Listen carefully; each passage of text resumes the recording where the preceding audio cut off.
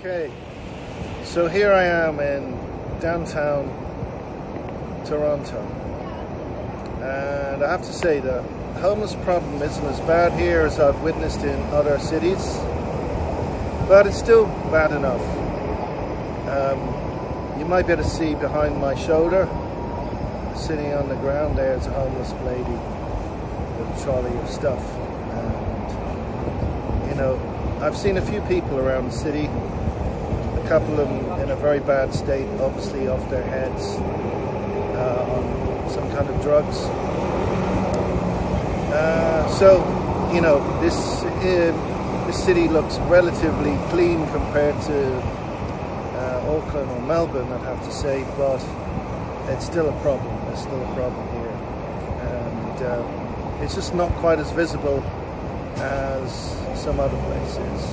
And it is an expensive city. Food isn't cheap, and accommodation is very expensive here.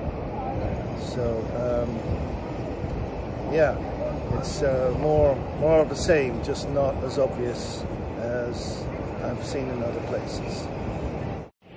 Okay, so like many other cities that aren't particularly old, Toronto is built on a grid system with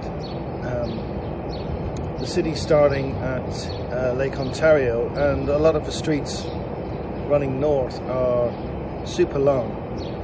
Like Yonge Street is one of the longest streets in the world. It goes right out into north of the city, and a lot of the streets parallel to it are also very, very long.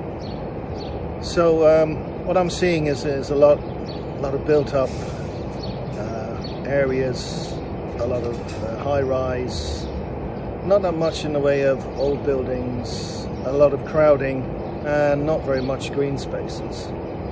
So yeah, it's not what I call beautiful. There is potential though, like Singapore is very crowded, but they've managed to turn their city into something quite dramatically beautiful by using all the space, the greenery that's physically possible.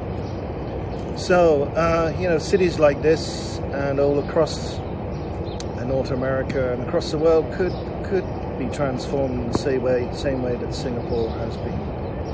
And it certainly would make these places a lot more pleasant to live in my opinion.